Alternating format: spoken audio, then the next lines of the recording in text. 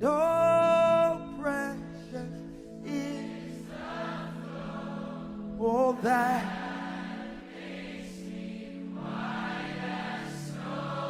Oh no, other found.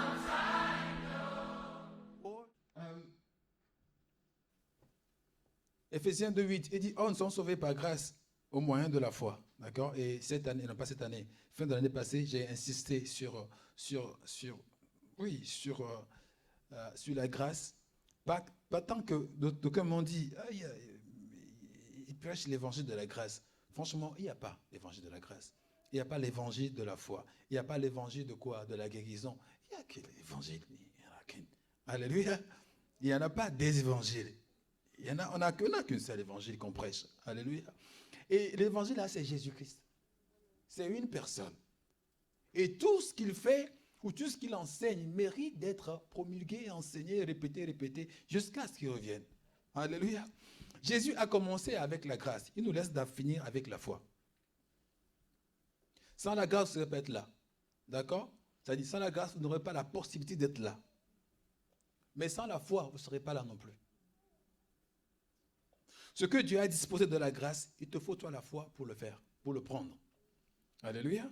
Dieu vient disposer la justice par la grâce, mais il te donne la foi pour que ça soit imputé à justice. Il dit, quand le Fils de l'homme, comme le pasteur dit, reviendra sur cette terre, te verra-t-il de la foi? D'accord? Luc 18, je crois, ou 8. C'est quoi, 18? Chers lecteurs et lectrices, c'est l'histoire de la femme, la veuve là, avec le juge unique. Si ce n'est pas 8, c'est 18. C'est l'un ou l'autre. Luc 18, hein? 8 plutôt? Ok, voilà. Alléluia. Il dit, quand le Fils de l'homme reviendra, il parle de qui là? Il parle de lui. Donc son retour, c'est quoi? C'est la fin du monde. Autrement dit, Jean dit que la grâce et la vérité est venue par Jésus-Christ. N'est-ce pas? Oui. Maintenant, Jésus dit, quand lui va venir, est-ce qu'il va trouver de la foi? Ça veut dire que Jésus nous a commencé un chapitre avec la grâce. Il attend que tu le parfaites, tu le finisses avec la foi. Il ne dit pas, quand je vais venir, je vais trouver la grâce. Non, il a déjà commencé la grâce. Alléluia. Il faut que toi, tu l'épouses avec la foi. Alléluia. La foi, c'est ce que nous faisons en croyant à la parole de Dieu. La grâce, c'est ce que Dieu fait en nous rendant éligibles à ses promesses. Éligibles à ses promesses. Que Dieu vous fasse du bien ce matin au nom de Jésus. Si quelqu'un n'a encore rien reçu depuis là, qu'il s'attende à recevoir beaucoup au nom de Jésus-Christ. Au nom de Jésus-Christ. Au nom de Jésus-Christ. Au nom de Jésus-Christ. 1 Corinthiens 1, 28 dit quoi? En ce qui concerne l'argile, il dit quoi? Ce sont des choses viles, misérables, des choses méprisées que Dieu appelle, que Dieu choisit. Ceux qui ont lu le livre de Juges, une fois dans leur vie, ça vous donne un peu un tableau de ce qu'est le peuple d'Israël. À chaque fois Dieu les pardonne, ils se retournent dedans. À chaque fois Dieu les pardonne, et on dit, et ils se révoltaient contre le Seigneur, et ils faisaient ce qui n'était pas agréable au Seigneur, et le Seigneur les a livrés à leurs ennemis. Après, le Seigneur a envoyé un sauveur. Et puis, deuxième chapitre, et il. C'est un bis répétitif, mais c'est l'ensemble de la Bible qui est comme ça. Vous savez quoi? S'arrêter un homme, ça fait longtemps qu'il serait fatigué d'Israël. Jusqu'à aujourd'hui, Dieu dit, s'il faut refaire encore, je choisirai encore Jacob. S'il faut refaire, je choisirai encore Jacob. Il n'y a aucune capacité en Jacob à part celle que Jacob reçoit de Dieu. Alléluia. Alléluia. Il dit, ce sont les choses vides du monde, celles qu'on méprise, celles qui ne sont point, que Dieu a choisies pour réduire à néant celles qui sont. J'ai dit dimanche, tant que tu n'es pas rien, Dieu ne peut rien faire avec toi. Tant que tu es quelque chose, Dieu ne peut pas te prendre pour aller quelque part. Si tu arrives à être rien, et que tu remarques, pourquoi tu n'es rien? C'est que le rien, c'est quand tu arrives à comprendre et à admettre, être d'accord avec toi-même que sans lui, je ne peux rien faire. Là, tu es rien. Et quand tu es rien, là, Dieu peut. Là, tu verras Dieu agir. Pourquoi? Parce que s'il agit pendant que tu es capable, ta chair va tenir devant lui pour s'enorgueillir. Il dit, nulle chair ne va se vanter devant le Seigneur. Nulle chair. Abraham a reçu la promesse à 75 ans. Et pourtant, c'est 25 ans plus tard. Et quand tu fouilles bien, à 25 ans, Abraham, de son nom, son corps, sa chair était usée. Il ne peut plus rien compter sur sa chair physique. En tout cas, du point de vue de cette promesse-là. Dieu a entendu que sa chair soit complètement usée. Ça ne soit rien du tout. Pour enfin délivrer la promesse qu'il attend depuis 25 ans. Et à aucun moment, il peut se confondre et dire que j'y étais pour quelque chose. Alléluia. Tu peux vite t'abandonner et dire, Seigneur, je suis rien. Très vite. Sinon, le rien là va t'affecter tôt ou tard. Je veux dire, soit tu décides que, Seigneur, je suis rien. Prends-moi et fais quelque chose avec moi. Ou soit l'usure du temps, du désespoir, l'usure de rien qui ne va pas, va finir par te convaincre que tu n'es rien du tout. Alléluia. C'est comme un jeune homme que Dieu appelle, mais qui refuse finalement se donner à Jésus quand il a 75 ans. Parce que quoi? L'usure de l'âge a fait comprendre que tu n'es rien, tu n'as rien arrivé sans moi, tu n'as rien pu concrétiser sans le Seigneur. Alléluia. Ce sont les choses viles du monde que Dieu prend pour confondre des choses qu'on pense être quelque chose. Et j'ai posé la question dimanche, alors es-tu vil? Est-ce que sans Dieu tu es rien? Ou tu es quand même quelque chose? Ou tu as quand même des diplômes? Ou tu as une intelligence? Tu as, c'est pas, un background, tu as quelque chose. Parce que dans ce cas, tu n'es toujours pas qualifié à ce que Dieu te prenne. Alléluia. Le génie du potier, tu le vois devant l'argile. D'accord? Le potier, tu ne peux pas voir son excellence quand il n'y a pas l'argile. Alléluia.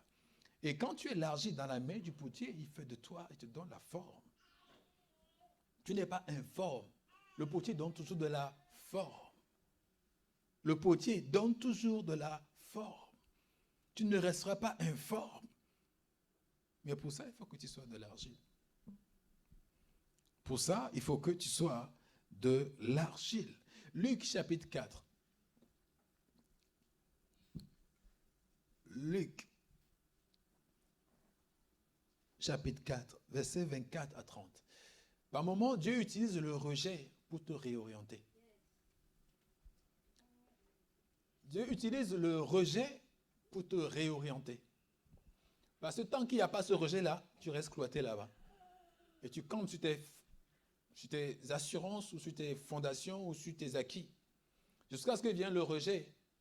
Et que si tu t'entêtes pas, tu prends ça, tu signes qu'est-ce que tu veux. Et Dieu t'oriente à nouveau. J'écoutais le serviteur David de Dépôt qui disait qu'on ne sait pas comment Dieu nous conduit.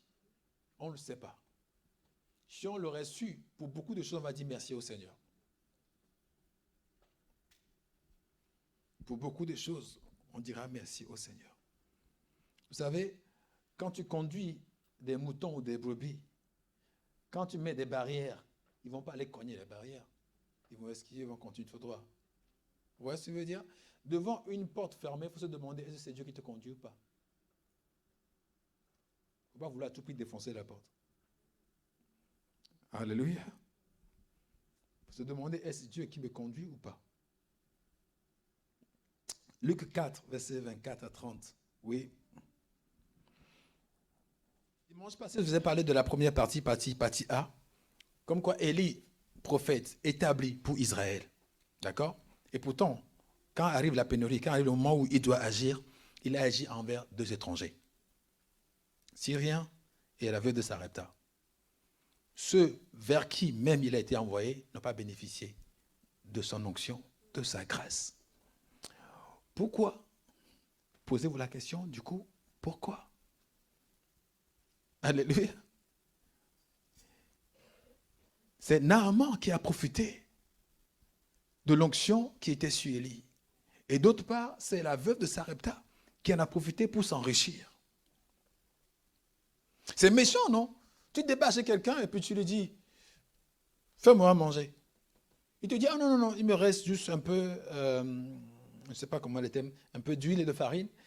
Et avec ça, je fais pour moi, mon enfant. Après quoi, on va attendre la mort. Tu non. Oui, ok, va. Fais comme tu as dit. Mais fais pour moi d'abord.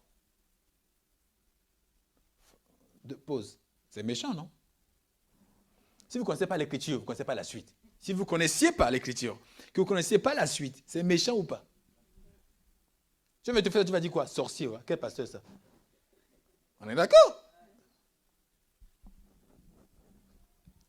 Aujourd'hui, comme il y a réseau, tu vas prendre la photo du pasteur là, qui a dit ça. Tu vas publier ça sur le net, partout.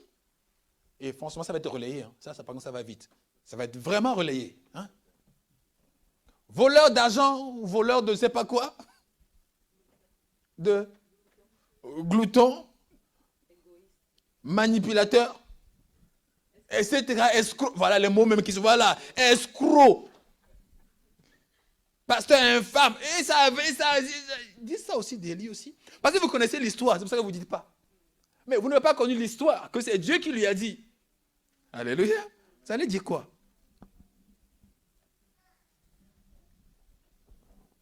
Genre, tu vois le frère Ferréol et puis il a 1 euro dans la poche.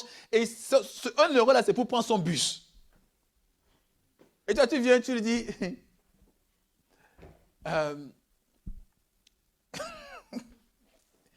on m'a envoyé vers toi pour que tu me donnes 1 euro.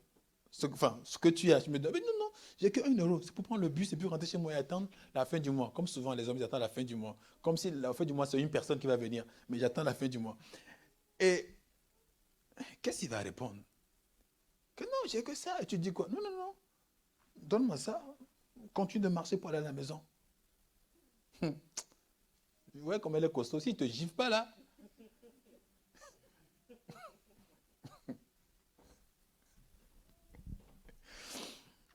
Il dit, fais pour moi d'abord.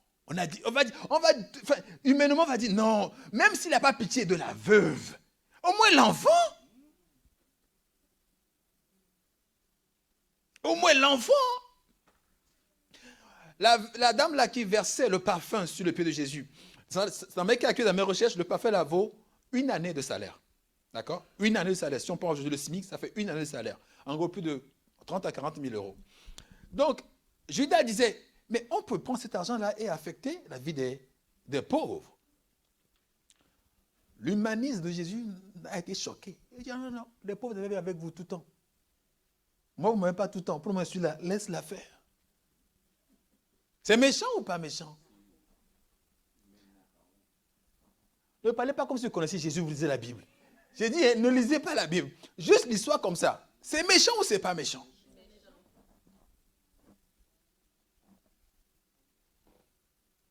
Que ça soit clair. Je ne m'en vais pas pour demander de l'argent. Je vois vos visages là qui commencent. Non, je ne vais pas faire ça du tout. Alors soyez clairs, soyez à l'aise. Ah non, il n'y aura pas offrande spéciale. Non, soyez donc à l'aise. Alléluia. Que ça soit clair dès le départ. Be at ease. Soyez à l'aise. Et donc, Naaman a profité de l'onction, en tout cas, de l'envoyer Élie. La veuve aussi en a profité. Maintenant, l'histoire s'est passée dans la synagogue. D'accord? Synagogue, c'est comme on est à lieu de prière. Donc, Jésus leur dit que le prophète qui n'est pas bien accueilli chez lui, c'est comme l'histoire là, au fait, d'Élie, qu'on envoie à Israël, et pourtant, il n'a pas béni Israël, il a béni 2 autres personnes qui sont des étrangers. Vous me suivez jusque-là? Et il fait maintenant la comparaison avec eux. Et la Bible dit qu'ils étaient tellement énervés, pris de colère, qu'ils ont fait quoi? La personne qu'on leur a envoyée, parce qu'il a dit quelque chose qui les dérangeait, ils l'ont chassé de la synagogue jusqu'au sommet sur lequel est bâti leur village ou leur maison, pour précipiter Jésus de là-haut pour qu'il tombe. En fait, dans la maison de Dieu, où il prie, était née une colère meurtrière. Certainement qu'il venait de finir la prière avec Jésus. Il venait de finir la prière. Et pourtant, là même est née une colère capable à tuer. Alléluia. Là. Pendant qu'ils ont appris, ils ont invoqué, ils ont lu Ésaïe 61 que Jésus a lu. Pendant qu'ils ont fait tout ça, sur le moment d'après, la seconde d'après, ils étaient animés d'une colère pour tuer quelqu'un. Alléluia. Mais on dit, Jésus est passé au milieu d'eux. Toi aussi, tu passeras au milieu d'eux au nom de Jésus-Christ. Tu passeras aussi au milieu d'eux au nom de Jésus-Christ. Vous savez, ce n'est pas la même réaction, ce n'est pas la même action d'ailleurs, ce n'est même pas le même combat à faire quand la situation est naturelle ou quand elle est spirituelle. On parle de l'adversité dans la Bible, on parle aussi des ennemis. D'accord? L'ennemi, c'est le diable. Ne prenez jamais une personne pour votre ennemi, c'est le diable. Maintenant, l'adversité, ça peut être vos semblables. Ok? L'ennemi, c'est comme le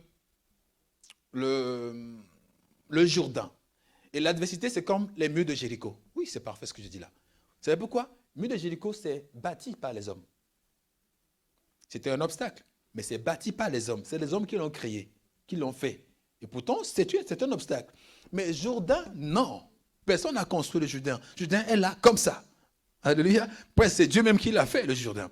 Donc, tu peux rencontrer le Jourdain, ce n'est pas par ta faute. Non. Le diable veut te détruire, ça, ce n'est pas à cause de toi. Parce qu'il veut détruire tout ce que Dieu fait. Tout ce que Dieu veut aimer, le diable veut détruire. Et pourtant, dans ta vie, oui, tu vas rencontrer des gens qui vont te bloquer, qui vont être des adversaires. Mais jamais des ennemis. L'homme ne peut être pas l'ennemi de l'homme. Non. Alléluia. Mais en ce cas-là, ils ont oublié que Jésus ne peut pas être leur ennemi. Peut-être, ils ne sont pas copains, ils ne sont pas amis, mais pas leur ennemi. Pourtant, la colère a poussé ces gens-là, a poussé Jésus jusque... Et quand on voit le ministère de Jésus, c'est l'endroit où il a fait moins de miracles. C'est l'endroit où il a impacté moins. C'est l'endroit où il a fait moins de choses. Alléluia. Ton habileté va dépendre de comment tu t'abandonnes au Seigneur. Comment tu laisses faire. Comment tu es dépendant du Seigneur. Comment tu de ton argilosité. Que tu sois dans ses mains et qu'il te tourne comme il veut. Alléluia. Qui te tourne comme il veut. Ça, on dit que le royaume est aux enfants. C'est pourquoi les enfants, on peut les tourner comme on veut, hein, vous savez. Alléluia. Tu dis que Père Noël existe, il croit. Bon, jusqu'à ses 9 ans. Enfin, s'il est futé. Mais il croit au départ. Alléluia. Ton argilosité. Psaume 23, que vous connaissez très bien. Gardez-le en tête. Vous vous rappelez du mariage de Cannes que Jésus a été? Les noces de Cannes. Jésus est parti à ce mariage. D'ailleurs, hier, on était invité à un mariage d'un de nos frères ici. Et j'étais là assis quand l'Esprit commençait à me parler. Je disais, hey, il faut que je trouve quelque chose pour noter. J'ai pris mon portable pour noter. Je remarquais une chose.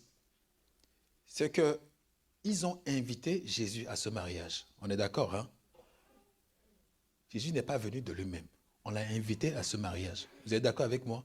Jésus était invité à ce mariage avec sa mère. Et il est venu, il a pris la place de quoi? De l'invité. Alléluia.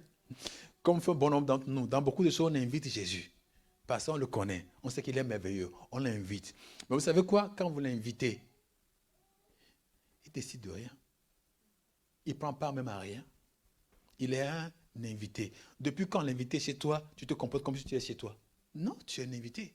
Tu prends la place qu'on te donne, tu es assis et tu keep quiet et tu suis le mouvement. Alléluia. Et quand Jésus est toujours l'invité, va arriver le temps où il va te manquer des choses. La fête battait son plein jusqu'à ce qu'on te manque. Ah, le symbole même de la fête manquait. Le vin manquait. Le vin manquait. Pourquoi le vin manque? Parce que Jésus était l'invité des lieux. Il n'était pas le chef des lieux. Il était l'invité des lieux. Il n'était pas le seigneur des lieux. Alléluia. Le vin arrive à manquer parce qu'on a Jésus, certes, avec nous. Mais il n'est pas le seigneur des lieux. Il est juste l'invité. Que des fois, si on veut, on peut consulter. Oui, des fois, si on veut. Il n'était pas le seigneur des lieux. beaucoup de croyants, enfin, de toute façon, tous les croyants ont Jésus en eux. Maintenant, où il se situe, c'est à chacun de savoir. Alléluia. À chacun de savoir. Il vient voir, on dit, qu'il n'y a pas de vin. Il dit, femme, qu'y a-t-il? Mon heure n'est pas encore arrivée. Mon heure n'est pas encore arrivée. Et je pense que l'heure de Jésus, c'est l'heure où il est Seigneur. L'heure où toi, tu le laisses Seigneur dans ta vie. Alléluia. Pourquoi? Parce que juste après, quand on va lui dire, Marie va dire, faites tout ce qu'il vous dira de faire. Dès ce moment, il va commencer à parler. Il va commencer à agir. Parce que qui peut te dire tout ce qu'il veut et que tu vas le faire si ce n'est pas un Seigneur? Alléluia. Il dit, faites ce qu'il vous dira de faire. Donc ça veut dire que tu le remets dans la position, pas de l'inviter cette fois-ci, mais du Seigneur. Et que tout ce qu'il te dit de faire, ben toi tu le fais. Et là Jésus va commencer maintenant à parler. Ok, bon, c'est mon heure tout à coup là. Ok, bon, puisez. Vous voyez ce que je veux dire? Dans le psaume 23 que vous connaissez, on dit, l'Éternel est mon berger, je ne manquerai de rien. C'est traduit par Elohim, ou traduit en français courant par le Seigneur est mon berger. Il ne peut pas être berger s'il n'est pas Seigneur. Alléluia. On ne dit pas Jésus ou Dieu est mon berger. Non, le Seigneur, s'il n'est pas Seigneur sur toi, il ne peut pas être ton berger. Or, tant qu'il n'est pas ton berger, il va arriver le moment de manque. Éternel mon berger, je ne manquerai de rien. Mais arrive le moment de manque parce qu'il n'est pas le berger. Quelqu'un me comprend ce que je veux dire? Tant qu'il n'est pas le berger, c'est normal qu'il arrive le temps de manque. Ça ne veut pas dire que Jésus n'est pas avec toi. Il est là avec toi, mais il n'est pas le berger. Alléluia. Il n'est pas le berger. C'est lui le grand berger. C'est lui le grand berger. Quand vous êtes là et que vous vivez votre vie, votre foi, demandez-vous, est-ce que aujourd'hui, Seigneur, je t'ai placé où? Comme l'invité ou comme le Seigneur? Je t'ai placé où? Comme l'invité ou comme le Seigneur? Est-ce que je fais tout ce que tu me dis ou je fais tout ce qui m'arrange? Est-ce que je fais tout ce que tu me dis ou je fais tout ce que tu as dit que tu m'as dit? Alléluia. Est-ce que je fais tout ce que tu me dis? L'Éternel est mon berger. Le Seigneur est mon berger. Prenez l'exemple. Oui, vous pouvez. Prenez l'exemple d'un enfant et que son père n'est pas son berger ou sa mère n'est pas celle qui la guide, celle qui la conduit. Ça peut exister. Prenez un enfant, je dis un enfant, je n'ai pas dit un fils ou non, un enfant. Prenez un enfant, je situe ça entre l'âge de 0 jusqu'à 11 ou jusqu'à 12. Et pourquoi je m'arrête à 12 d'ailleurs? Parce que quand Jésus avait 12 ans, on a parlé de lui comme un enfant. Donc je m'arrête à 12. Et à ce stade-là, quand tu as un père ou même un tuteur, c'est lui qui te guide, quoi. On est d'accord? C'est lui qui te guide. S'il ne te guide pas ou que tu n'es pas guidé, on va commencer à donner un autre nom. On va dire malpoli ou impoli ou non éduqué, etc. Parce que c'est anormal. C'est la même chose qui peut se passer quand nous sommes avec le Seigneur et que le Seigneur n'est pas notre berger. Il est un consultant. Nous aimons ça souvent, les consultants. Et on donne souvent la place du consultant au Seigneur. À des moments, on consulte. Souvent, quand ça ouste, quand ça dure, quand ça nous piétine un peu, là, on consulte le Seigneur. L'Éternel est mon berger, je ne manquerai de rien. Dès lors que tu as des manques, en tout cas des manques au point où tu commences à trembler, dis-toi que est-ce que le Seigneur, je suis en train de suivre tes pas ou je t'ai laissé de côté, quand bien même tu es avec moi. Ce n'est pas que tu as abandonné Christ. Ce n'est pas que tu viens plus faire ton adoration dans tes heures à la maison, là où le coin où tu as mis pour prier. Ce n'est pas comme tu ne le fais plus.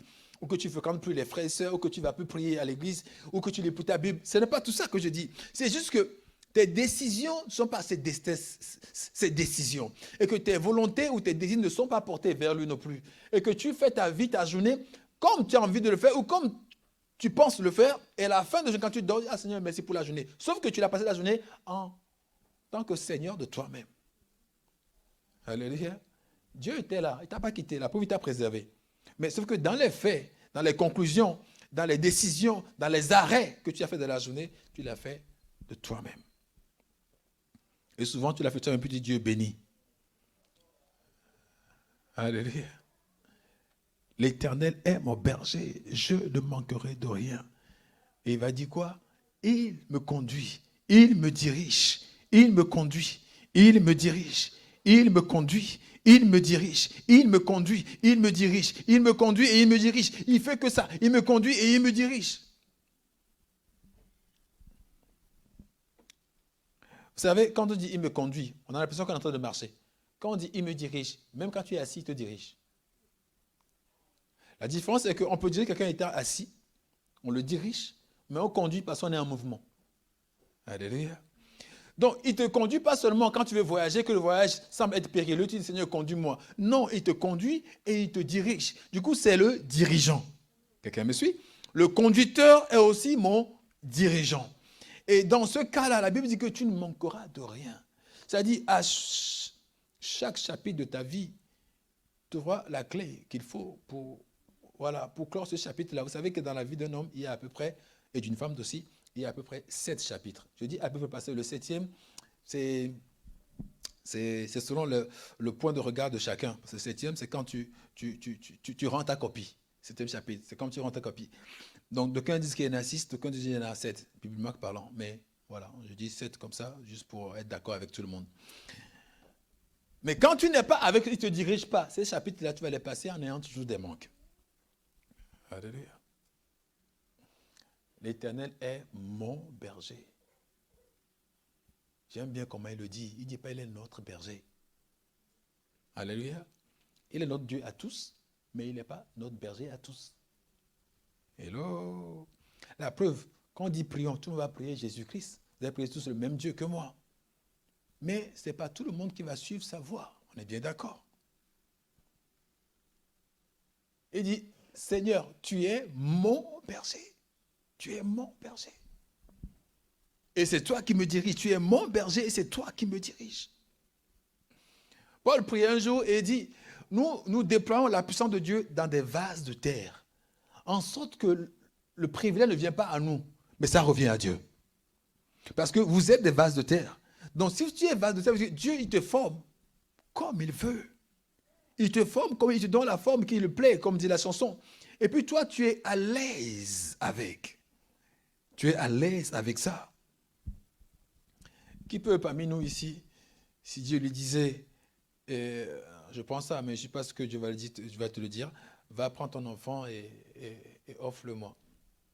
Je crois que tu vas convoquer ce Dieu-là vite au tribunal. Alléluia.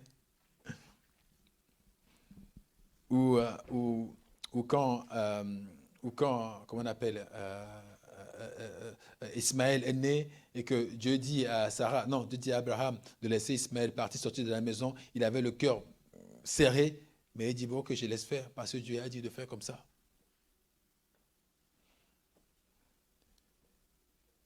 Jésus, c'est notre modèle. Il dit quelque chose qui est important. Il dit, en venant dans le monde, tu m'as créé un corps pour faire, ô Dieu, ta volonté. Tu n'as voulu ni sacrifice, ni holocauste. Mais tu m'as formé un corps pour faire, ô Dieu, ta volonté. Et on est d'accord que si je veux que tu fasses ma volonté, c'est que je te dirige. C'est que je te conduis. Alléluia. C'est que je prends mes limites et je t'amène où je veux que tu ailles. Ce n'est pas forcément où toi tu veux aller. J'ai encore pris l'exemple de fois dimanche de Gethsemane. Là où Jésus a un peu remis en cause son projet de vie, remis en cause son projet terrestre. Il dit, ah Seigneur, l'histoire là, la coupe elle est dure. Mais si peut toutefois l'enlever. Mais bon, pas ma volonté, hein, mais la tienne. Mais si la tienne coïncide à la mienne, why not? Alléluia. Est-ce que Dieu l'a répondu? Dans ce verset-là, vous savez ce que Dieu a répondu. Il a prié jusqu'à ce qu'il a sué devenu des grumeaux de sang. Mais je remarque que c'est la seule fois où Jésus a prié que de façon tangible, il n'y a rien.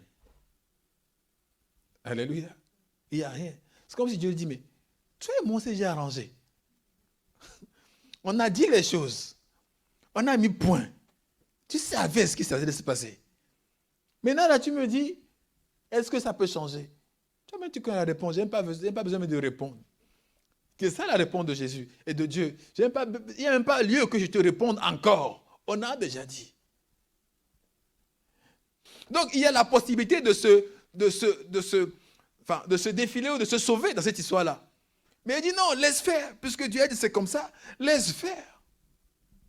Je prends encore un exemple. Jean-Baptiste sait que Jésus est l'agneau de Dieu, est le Fils de Dieu. Il sait qu'il n'est rien comparé à Jésus. Et pourtant, quand Jésus vient se faire baptiser, il dit non, c'est plutôt moi qui ai besoin d'être baptisé par toi. Jésus, il a dit quoi? Il laisse faire, afin que nous accomplissions toute la justice. Alléluia. Donc, Jésus savait que, normalement, c'est le supérieur qui doit le faire. C'est lui qui... Mais parce que Dieu le voulait ainsi, Dieu l'a tracé ainsi, laissons faire. Alléluia. Dans quel domaine tu laisses faire? Dans quel domaine tu laisses faire l'Esprit de Dieu? Chacun, on a souvent un domaine où on dit non, là, touche pas. Alléluia. Dans quel domaine tu laisses faire le Seigneur? Dans quel domaine tu ne laisses pas faire? Dans quel domaine tu dis, ah là, I can handle it. Je peux, comment on appelle ça? Je peux gérer moi-même. Dans quel domaine? Parce que quand tu sais que tu peux gérer, tu ne vas pas consulter Dieu constamment. Pas Seigneur, comment faire? Seigneur, comment tu veux? Comment tu veux? Tu ne vas pas le faire. Tu ne vas pas le faire constamment, je veux dire. Constamment. Le serviteur de Dieu a dit, le jour où tu commences à prêcher sans consulter Dieu, qu'est-ce que je peux dire? C'est que le jour où Dieu commence à gérer. Alléluia. Si un jour arrive où que tu nous as donné une parole, d'abord, tu ne dis pas, Seigneur, quelle est la parole que je lui ai dit? C'est que ce jour-là, tu commences à gérer. Et c'est pareil dans beaucoup de domaines dans ta vie. Là où tu ne poses pas la question, c'est là où tu gères. Je prends un exemple simple. Peut-être qu'en t'habillant ce matin, tu as géré. Beaucoup font le voyage parce qu'on a dit qu'à ce pays-là, c'est verdoyant, ce pays-là, ce climat est comme ça. Que dis-tu au Seigneur? Parce que quand tu lui dis, il va te faire des rencontres que tu n'aurais même pas imaginées.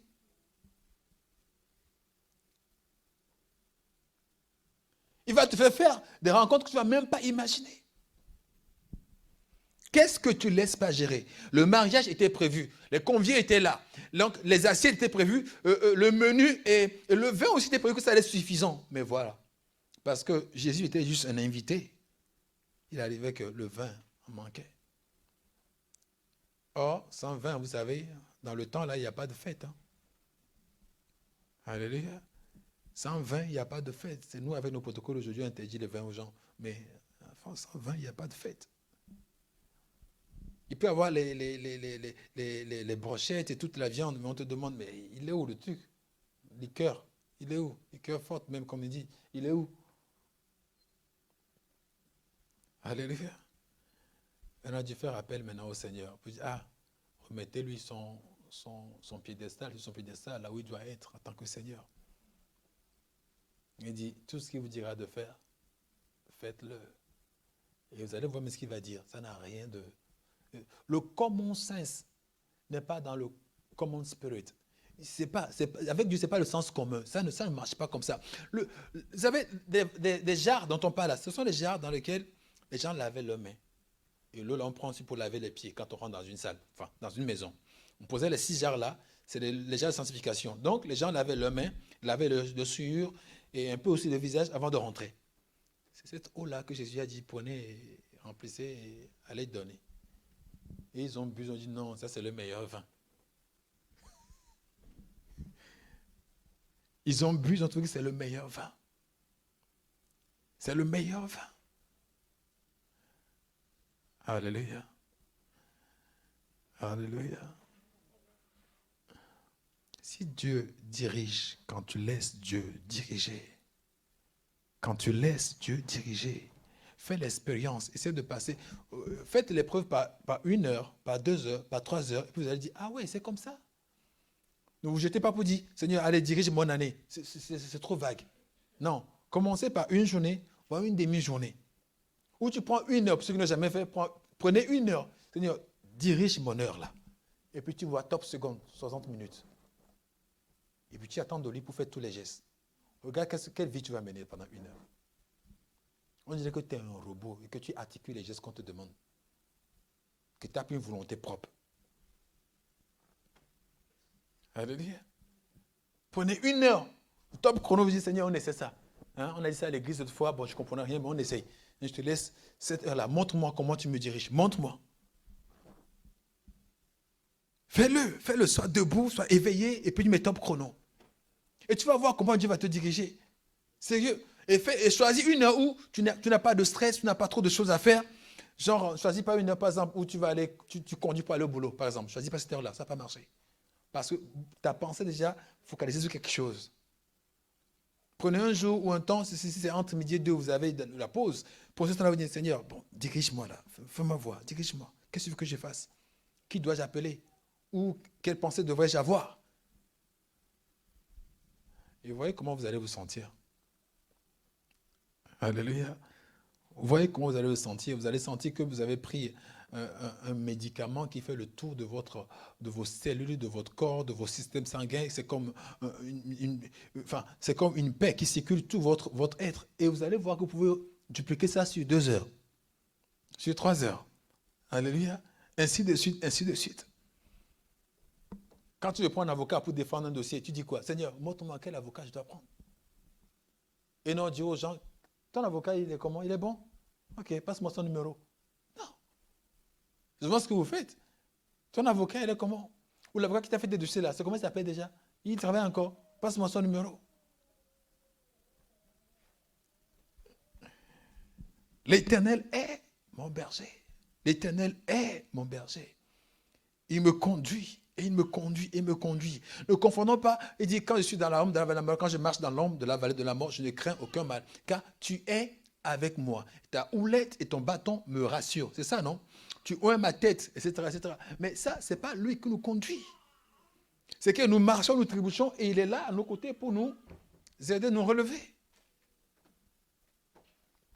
Mais quand lui te conduit, je dis, béni soit Dieu, que c'est lui qui a conduit Jésus dans le désert pour 40 jours, 40 nuits. Si l'Esprit de Dieu ne te conduit pas et tu décrètes un jeûne dans ton ventre pour 40 jours, 40 nuits, je ne veux pas dire que le pasteur a dit. Il y a très peu qui font ce jeûne-là. Mais si l'Esprit de Dieu te dit, va et te conduit à le faire, il sait comment préserver ta vie jusqu'au 40e jour. Alléluia. Parce qu'il y a certains, ils font seulement 1 semaine, tu les vois, on dirait qu'ils viennent de se réveiller de la tombe. Donc, franchement, ne prenez pas la peine de faire 40 jours si Dieu ne vous conduit pas. Alléluia.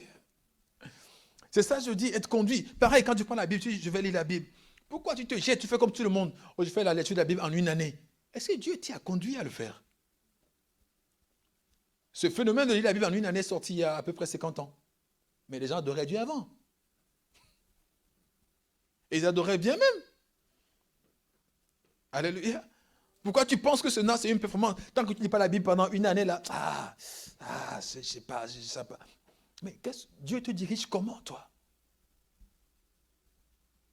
Alléluia.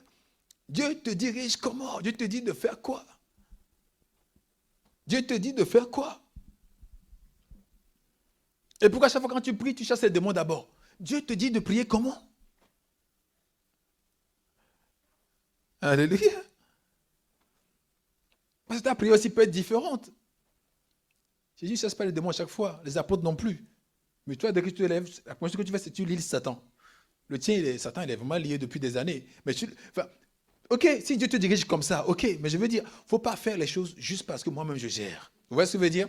Je gère, je connais la Bible, je sais qu'il y a ce verset-là. Les gens, on est remplis de versets et on se laisse plus diriger par Dieu. Nous-mêmes, on dirige les versets. On dirige les versets. Il ne nous dirige pas les versets. Nous, on dirige les versets. Que Dieu... Et puis j'ai remarqué, si Dieu ne te conduit pas, les versets bibliques deviennent comme... Vous savez, quand vous conduisez la nuit et que les autres voitures font trop de lumière sur vous, vous faites quoi? Vous ralentissez, vous ne voyez pas très bien. Et trop de versets, des fois, font ça comme effet. Tu as trop, et tu ne sais pas où aller au final. Donc tu ralentis. Mais quand c'est la lumière de Dieu qui te dirige, je crois qu'elle est plus puissante que toutes les autres lumières. Alléluia. Tu ne vas pas perdre la vitesse. Tu sais où tu marches, tu sais comment tu avances, tu ne vas pas perdre la vitesse. L'Éternel est mon berger. Vous avez des projets pour cette année.